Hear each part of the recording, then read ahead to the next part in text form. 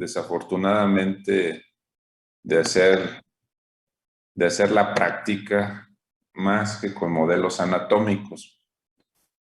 Hace muchos años, cuando estudiaba el mismo módulo que ustedes en la Facultad de Medicina de León,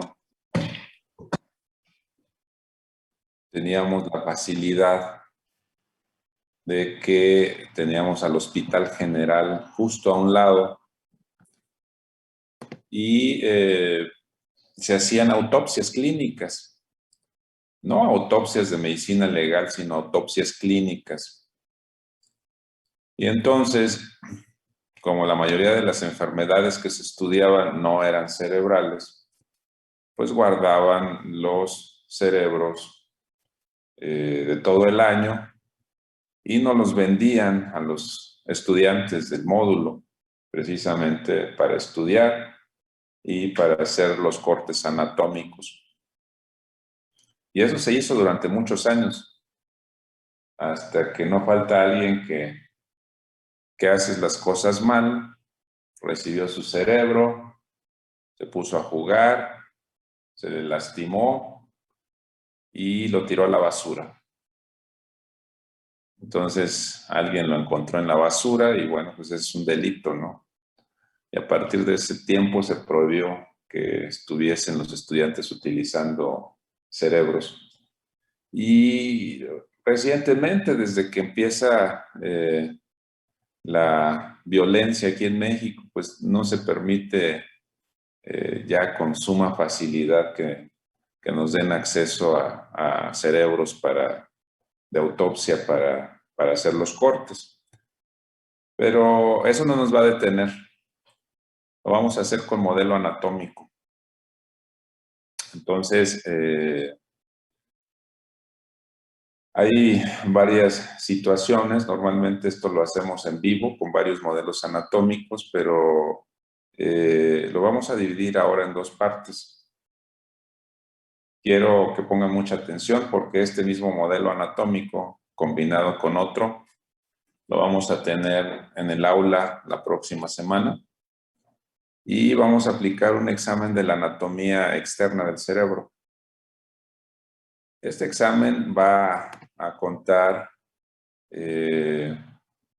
dentro del 10% que tenemos para exámenes y quizás cuente el triple que un examen normal. Y creo yo que va a ser sumamente fácil porque han estado estudiando. Me parece incluso mejor que sea el examen la siguiente semana porque nos falta ver el tallo cerebral para completar todo el estudio de la anatomía cerebral. Pero hay varios puntos que quiero mencionarles. En primer lugar, que los niveles altos de función se encuentran precisamente en la corteza cerebral. Ya ustedes estudiaron precisamente que el cerebro está dividido en dos hemisferios cerebrales, el hemisferio cerebral izquierdo y el hemisferio cerebral derecho, que tiene una porción justo en la línea media, que si lográsemos hacer un corte en un cerebro normal o en una resonancia magnética sería justo un corte sagital. Y entonces divide a los hemisferios en dos partes, el hemisferio derecho, el hemisferio izquierdo, y vean ustedes esta estructura.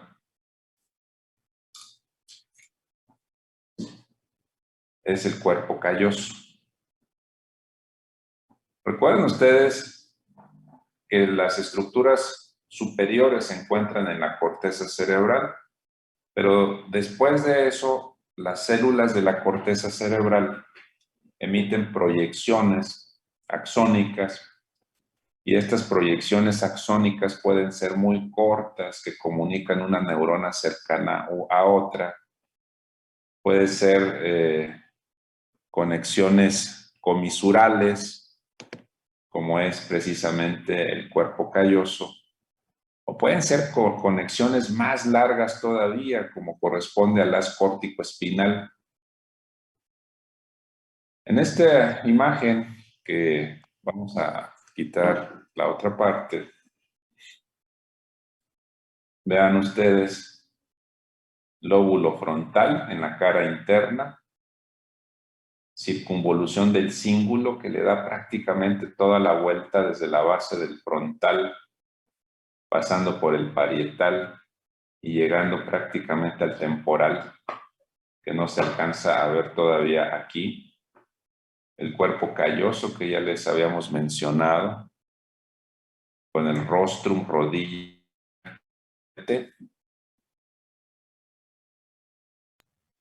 Vean ustedes en la cara externa, lóbulo frontal, surco central, cisura de Silvio. El surco central, recuerden que divide al lóbulo frontal del parietal, y por delante de este surco central se encuentra precisamente el área motora, el área 4 de Brodmann, en lo que se le conoce como el giro precentral, o también se le conoce como circunvolución frontal ascendente. Por detrás de este giro precentral se encuentra el lóbulo parietal, la zona sensitiva, el área 1, 2 y 3, precisamente, en lo que se le conoce como el giro postcentral o el giro parietal ascendente. Recuerden ustedes que estos dos giros se extienden hasta la cara interna, aquí se ven, en lo que se le conoce como el lobulillo paracentral. Entonces, el lobulillo paracentral involucra tanto al lóbulo frontal como parte del lóbulo parietal. Nuevamente, viendo la cara externa, en el lado izquierdo,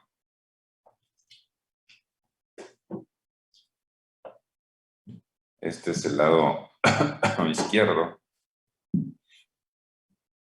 vemos el giro frontal inferior con la zona triangular y opercular marcada aquí en azul, que corresponde al área de Broca. Vemos también la zona en rojo en la parte más posterior del giro temporal superior, que corresponde al área de Wernicke. Y estas dos zonas corresponden precisamente al área del lenguaje, la porción motora del lenguaje, la que emite las palabras, la porción sensitiva del lenguaje, o el área de Wernicke, que es donde se reciben, donde se comprenden las palabras, o las señas, o los símbolos, y están comunicadas precisamente por un grupo de fibras. Nuevamente, retomando el hemisferio derecho, vean ustedes que estas corteza cerebral emite fibras que forman la corona radiada, pasa por el brazo posterior de la cápsula interna y llega al tallo cerebral. El tallo cerebral se divide en tres partes. Una porción sumamente pequeña, que nos toca verla el día lunes. Aquí justo donde está el señalador. Muy, muy pequeñita, quizás de donde marca el blanco hasta donde se ve la protuberancia. Es una estructura muy pequeña, se llama mesencéfalo. También se le conoce como cerebro medio. Y ese es de suma relevancia porque se encuentran estructuras muy importantes. Se encuentran aquí los núcleos que mueven los ojos, los núcleos de los motores oculares. Se encuentran los colículos superiores, los colículos inferiores y pasa también por esta zona una porción del sistema ventricular que se llama acueducto de Silvio. Más adelante se ve una prominencia grande que es precisamente la protuberancia anular o puente de Barolio y más hacia abajo se aprecia lo que corresponde al bulbo raquídeo. Tanto la protuberancia como el bulbo raquídeo como el cerebelo en este caso forman una estructura amplia que aquí está marcado con el número 1. Vamos a retirar. Y se llama cuarto ventrículo. Por cierto, por debajo del cuerpo calloso se encuentran los ventrículos laterales, justo aquí donde está el señalador. Y entonces, si este es el mesencéfalo o cerebro medio o el inicio del tallo cerebral, justo arriba, aquí donde marca el número 18, esto corresponde al tálamo. Y este número 18 está cubriendo una estructura que comunica al tálamo con el tálamo del lado izquierdo, que es la comisura intertalámica. Volviendo a la cara externa del cerebro, vean ustedes el lóbulo occipital. Es una estructura sumamente pequeña, sobre todo la que funcionalmente nos genera la vista. Esta porción verde es la zona visual primaria y esta porción amarilla es la zona visual secundaria, que está muy cercana ya a las estructuras del lóbulo parietal con las cuales se comunica para integrar las imágenes. Vean ustedes aquí en la cara interna.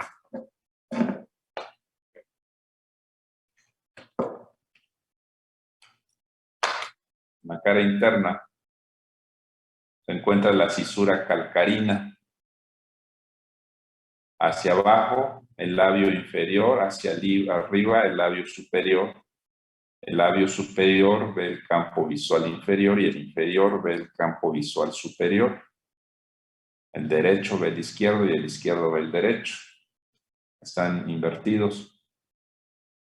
Si logramos seccionar ahora el lóbulo frontal, vean ustedes,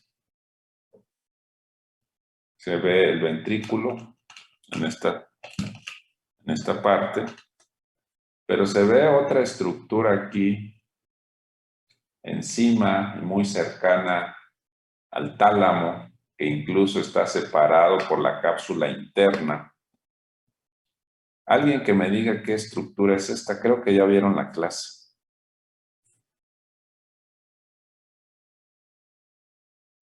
¿Es el núcleo caudado? Es justo el núcleo caudado. Entonces recuerden ustedes que dentro del parénquima cerebral, donde se encuentran las fibras, hay algunos otros grupos neuronales. Uno de esos grupos neuronales es precisamente los ganglios basales. Son neuronas, son materia gris, pero se encuentran embebidos dentro de la sustancia blanca. Entonces, uno de los ganglios basales, quizás el más grande, es el núcleo caudado, que es justo esto que se ve aquí, separado por la cápsula interna del tálamo. Si logramos retirar este núcleo caudado, vean ustedes, vemos el ventrículo en toda su magnitud, hasta el asta occipital incluso. Y vean ustedes, este es el cuerpo calloso, cómo forma parte de todo el techo del ventrículo prácticamente.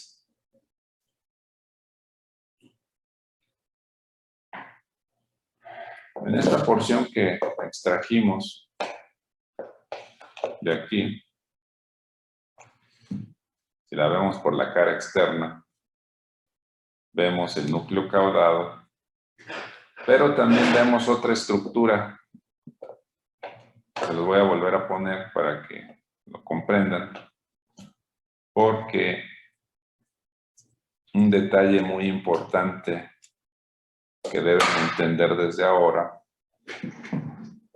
es que existen unas estructuras que se llaman nervios craneales. Ese también nos va a tocar revisarlos a cada uno de ellos. Y de hecho hay un libro especial que se llama Nervios Craneales y ese sí lo vamos a tener que leer todo. Si vemos el cerebro desde la porción inferior, vemos aquí el bulbo raquídeo, el puente de Barolio o protuberancia. Vemos incluso aquí en la base de los lóbulos frontales esto que se llama bulbo olfatorio, que se encuentra precisamente en un hundimiento que se llama surco olfatorio. Y este bulbo olfatorio, recuerden que les mencioné que se dividía en 3 estrías olfatorias y que esta sensibilidad del bulbo olfatorio no pasaba por el tálamo, era la única sensibilidad que no pasaba por el tálamo directamente. Este es el primer nervio craneal, el nervio olfatorio, el más superior. Y de ahí hacia abajo van tomando precisamente el nombre. Entonces, por eso los nervios craneales están numerados. Nervio craneal 1, 2, 3, 4, 5, 6, hasta el número 12. Y esto se debe a su emergencia, pues. La emergencia más superior es la del olfatorio. Por eso es el nervio craneal 1. El siguiente es el nervio óptico. Por ese motivo, aquí se aprecia por debajo y está seccionado, de hecho, de los dos lados, se aprecia el quiasma y se aprecia esta estructura redonda que corresponde a la glándula hipófisis. Sustancia perforada anterior, sustancia perforada posterior. Y después, a nivel del mesencéfalo, aquí no se alcanza a apreciar, pero sale el tercer nervio craneal, que es el motor ocular, y el cuarto nervio craneal, que es el nervio patético. El quinto nervio craneal sale de aquí de la protuberancia. Ahora sí lo voy a separar.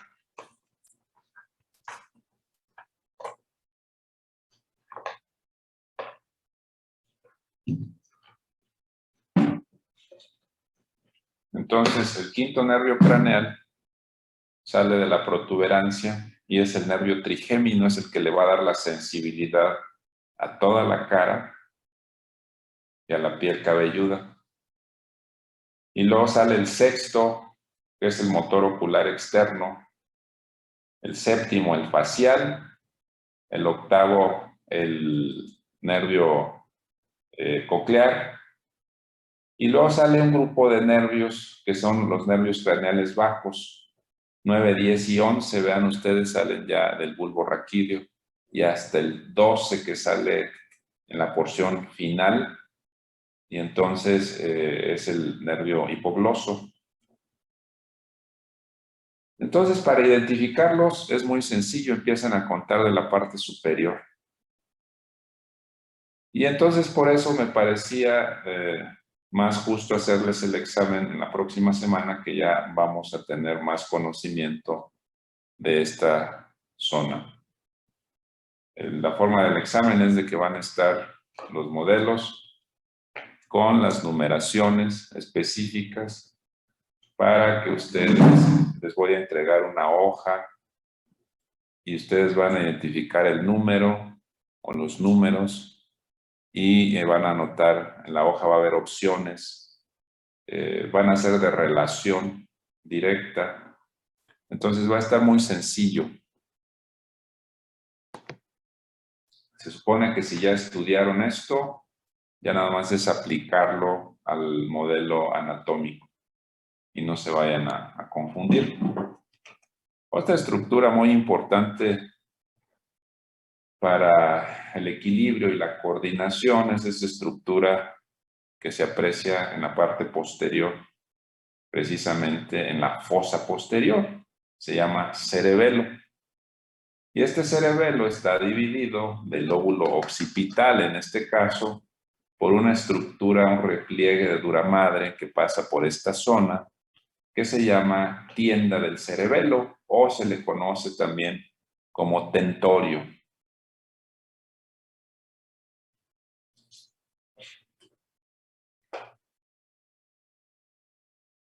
En esta zona se aprecia muy claramente el acueducto de Silvio. Es esto. Justo el acueducto de Silvio desemboca en esta zona que es el cuarto ventrículo. Y les voy a repetir que el líquido cefalorraquídeo se produce más o menos unos 1.300 a 1.500 mililitros por día. Se produce en unas estructuras que se encuentran dentro de los ventrículos, que se llaman plexos coroides. Estos plexos coroides producen esa cantidad de líquido cefalorraquídeo. Y de los ventrículos laterales, que tienen un asta frontal, un asta occipital y un asta temporal que no se ve en este modelo, todo ese líquido se va a confluir en una zona que se llama tercer ventrículo y del cual el tálamo forma la pared lateral.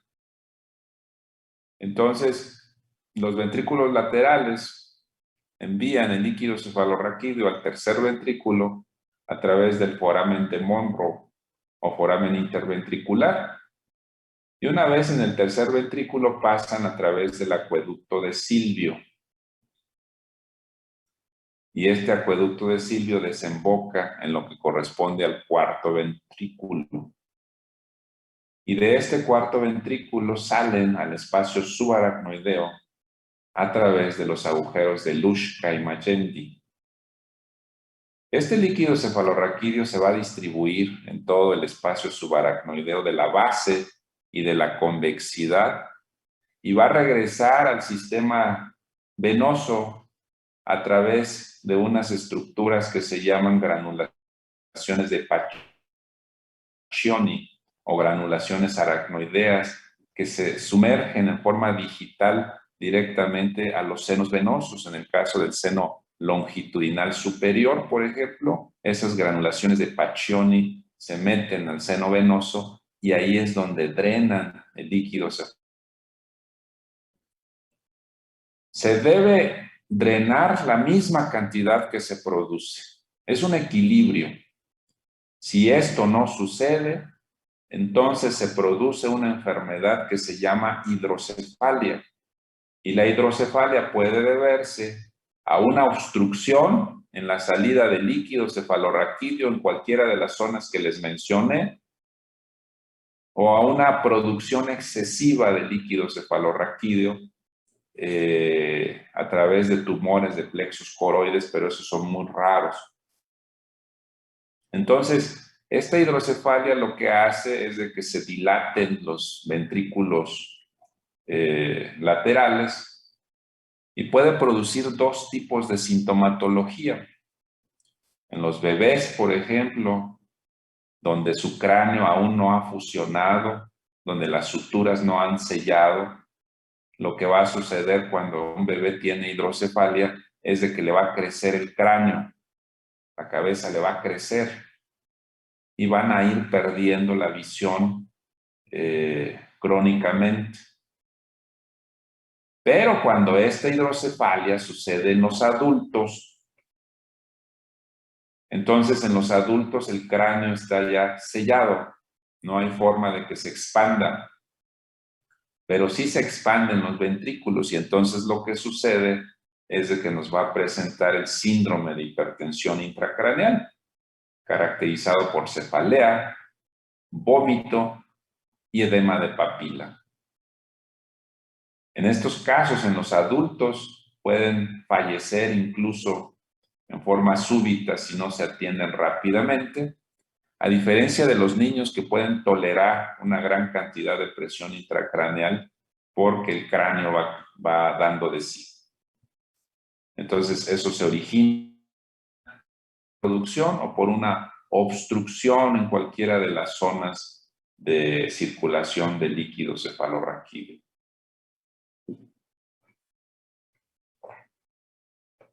Entonces, pues eso es básicamente lo que quería explicarles el día de hoy. Les repito, la próxima semana vamos a tener un examen presencial en grupos de 10 personas. Vamos a hacer la lista de cómo van a quedar. Les vamos a dar una hoja y van a ir contestando a qué corresponden cada uno de los números que coloquemos. ¿De acuerdo? Sí, doctor. ¿Alguna duda que tengan hasta aquí?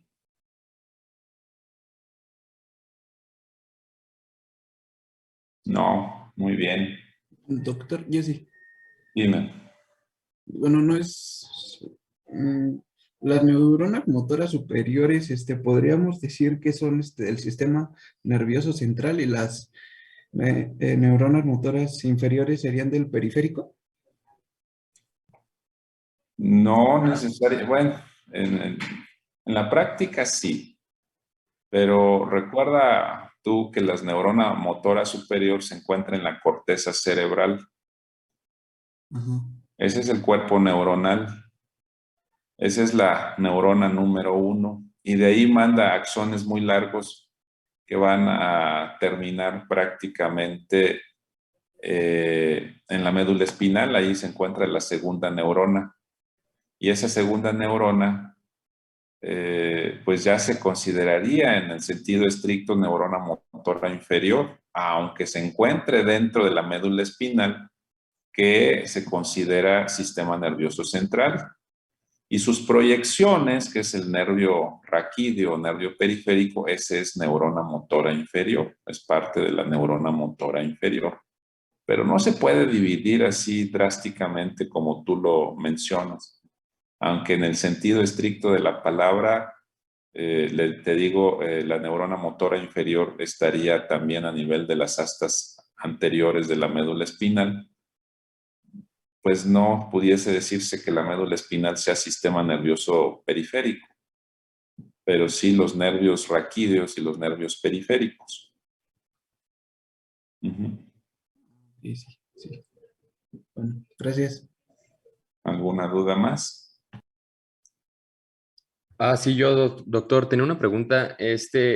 La única, o sea, de los dos brazos de la cápsula interna, se supone que únicamente el que tiene los aferentes de la corteza es el brazo posterior, ¿verdad? Brazo posterior, nada más. Ok. Gracias, doctor. Y la rodilla, bueno, tiene la cápsula interna un brazo anterior, un brazo posterior y una rodilla. La rodilla lleva conexiones córtico, del que van de la corteza al tallo cerebral, córtico vulvares sobre todo. Pero el resto de las estructuras, tanto motoras como sensitivas, pasan a través del brazo posterior casi exclusivamente. ¿Sí? Gracias, doctor. ¿Una duda más?